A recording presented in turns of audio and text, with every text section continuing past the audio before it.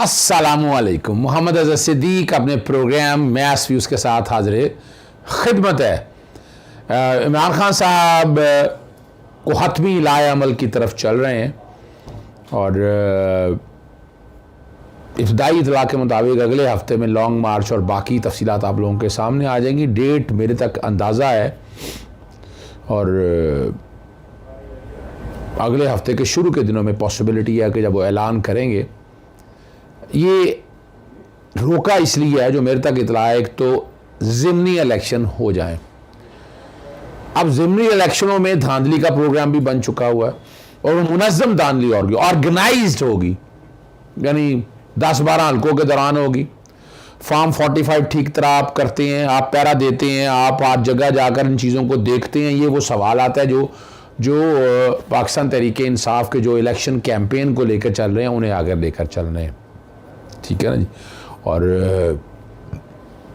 इन चीज़ों में अगर आप समझ सकें तो आप लोगों को आसानी हो जाएगी। लेकिन कराची के अंदर भी 2 हल्कों में है इलेक्शन। इमरान खान साहब वहाँ भी मुतमईन है और इतना बड़ा क्राउड वहाँ लेके आए। MQM तकरीबन एक तरह से गैर मुअस्सर हो चुकी हुई है। बाकी जगहों के ऊपर भी बहुत ज़बरदस्त तरीके से इलेक्शन चल रहा है और ये एक बहुत बड़ी लीड होनी है। मैंने 20 से 30% कहा था और तकरीबन आप समझ लें कि 70 से 80% जो है ना PTI आ गया इमरान खान के खुद होने की वजह से।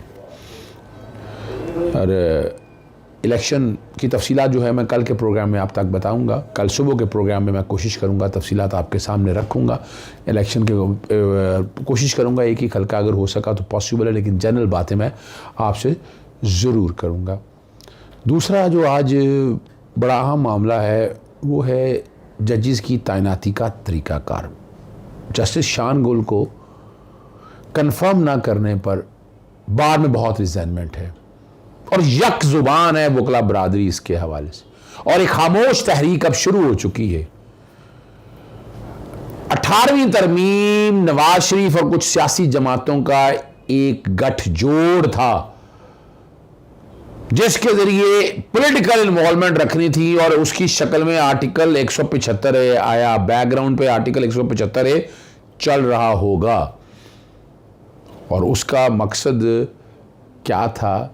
पंजाबी कुछ लोग कहते हैं 2 तेरियां 2 मेरियां। मैं इस फिलॉसफी पे नहीं जाता, लेकिन हमने देखा कि 18वीं तरमीम के बाद जो जजेस की तैनाती में जो फेयरनेस और जो ट्रांसपेरेंसी पुराने दौर में थी वो यहाँ ना हो सकी।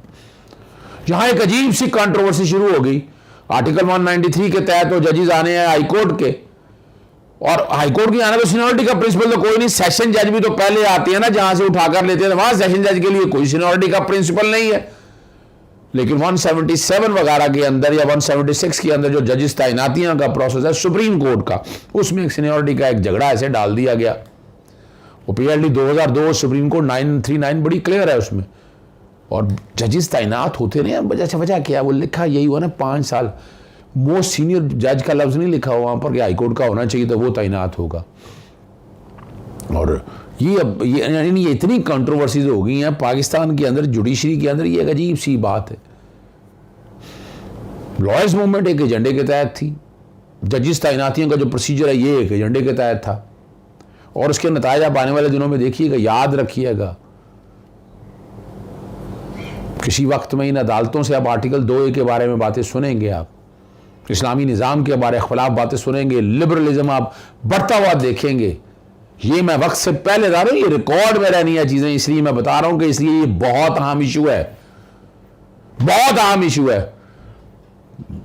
2 जजेस को कंफर्म ना करना, जस्टिस शान गुल को और जस्टिस सोहेल नासर को, तो भारत वगैरह जब आपने बाकी कर दी, ये करने में हर्ज क्या है? ये होने चाहिए थे ये भी, और कोई जस्टिफिकेशन नहीं है। अजीब सी बातें हो रही हैं कि कुछ पुरानी लड़ाइयाँ हैं अगर आपस में किसी दौर में, तो जनाब ये फेयरनेस तो नहीं है ना। कोई पुराने ग्रज है तो ये फेयरनेस तो नहीं है। ये मैरिट तो नहीं है ना फिर। और कई ऐसे जजेस हैं को लोग कहते हैं क्लब बन गया मैं। बार क्लब बनी है या नहीं बनी वो एक अलग इशू है, लेकिन ये इशू और प्रॉब्लम्स चले आ रहे हैं। इनको कैटर करना है, इन्हें रोकना है। तभी चीज़ें आगे की तरफ जाएंगी। इस तरह नहीं मसाइल हल होंगे जिस तरह हम चाहते हैं, जिस तरह आप चाहते हैं कि नहीं इस तरह हल किए जाएं, इस तरह नहीं मसले हल होंगे। चीज़ों को बेहतरी की तरफ लेके जाना है, बेहतरी की तरफ लेके जाएंगे तो चीज़ें ठीक होंगी। तो अभी तो एक तो मैं ऐलान कर रहा हूँ आज इंशाल्लाह आर्टिकल 175 एक चैलेंज करने के हवाले से ऑन डिफरेंट कॉन्टैक्ट्स। 18वीं तरमीम की जब तरामीम सारी हो एक ही ब्रश साइड एक तरह होगी, लेकिन उसको उस तरह नहीं देखा गया। या दूसरा पार्लियामेंट 175 की पुरानी शक्ल लेकर आए। 18वीं तरमीम ने बड़ा नुकसान पहुँचाया है इस मुल्क को, और ये भी आप 175 एक तोहफ़ा है यहाँ। और फिर वो पार्लियामानी कमेटी एक बनी हुई है। मैं तो देखें पैटर फैमिलिया का मैं तो एक्सपर्टी तो जजेस की है ना, मैं तो एतराज़ रखता हूँ इस सारे मसले पे। और मैं मुतालबा करता हूँ, मैं समझता हूँ कि पार्लियामानी कमेटी को जैसे शांगल और जैसे सोहेल नसर मामले में इंटरफियर करना चाहिए और वजूहात पूछनी चाहिए क्या वजह है। मैंने तो मुतालबा किया है minutes of the meeting public किया जाए, लोगों के सामने आने चाहिए कि क्या ऐसी बातें हैं, क्या ऐसी तकलीफ़ें हैं, क्या ऐसे मसाइल हैं, ताकि लोगों को समझ आए। बड़ा काम किया जैसे शान को, बड़ी मेहनत के साथ काम किया, जैसे सोहेल हासन ने भी बहुत ज़बरदस्त काम किया, मगर ये नहीं है। बहरहाल हम जैसे आपको बता दिया कि खामोश तहरीक शुरू हो चुकी है, ये मंतकी अंजाम की तरफ किसी ना किसी वक्त ज़रूर जाएगी, और इसके नताइज क्या निकलेंगे वो आप देख लेंगे। आप तक एक एक चीज़ सामने आ जाएगी। आगे चलते हैं। माल रोड पे बहुत सी शिकायत हैं ट्रेडर्स की। इस पे हमने बहुत ऐसा पहले एक कोशिश और काविश शुरू की थी। यानी माल रोड ये हब है कुछ मामलात का, हाई कोर्ट्स है यहाँ पर, स्टेट बैंक है आपका, फिर आपकी पंजाब असेंबली हॉल है, और बड़ी अहम दफातर इस जगह पर हैं। तो इसको रेड जोन डिक्लेयर किया था, उस वक्त डॉक्टर्स आ गए, बहुत से आ गए।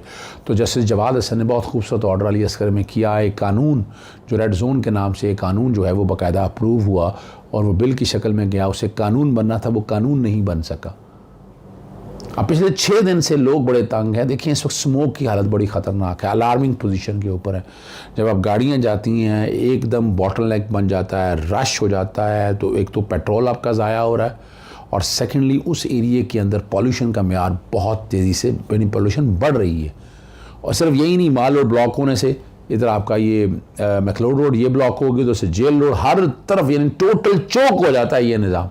उनके जितने भी मुतालबे तस्लीम करें ऐसे लोग, यानी ये जो इनके जायज़ मुतालबे, और इसीलिए उस एक्ट के अंदर एक प्रोविजन फराहम की गई थी, एक तरीक़ाकार उस बिल के अंदर फराहम किया था, लेकिन हमने वो नफाज नहीं किया।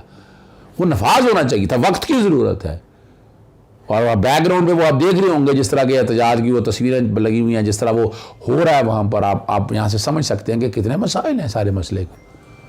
तो इन चीज़ों को सोचना है, आपको सोचना है, हमें सोचना है। और खुदारा इसको इस कॉन्टेक्स्ट में नहीं है। ये जो है ना, ये ज़रा याद रखिएगा, एहतजाज हर एक का बुनियादी हक है, और उसे एहतजाज करने का हक है एहतजाज करने का। मगर आप इस तरह ना करें आप कि ये चंद ग्रुप के कल डिपार्टमेंट्स के लोग आ जाते हैं।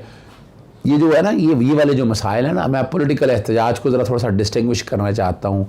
ये सर्टन ग्रुप्स के, सर्टन डिपार्टमेंट्स के महकमाना एहतजाज, इसका एक प्रोसीजर होना चाहिए, और वो प्रोसीजर उसके अंदर दिया था। फ्रांस के अंदर ऐसा होता, यानी एहतजाज करना है, वो अपना एक बास्केट पहनते हैं, एक जैकेट पहनते हैं, और बाहर निकलते हैं, अपना एहतजाज करते हैं, लोगों तक अपनी जो भी मसाइल हैं वो बताते हैं, मगर ये नहीं करते।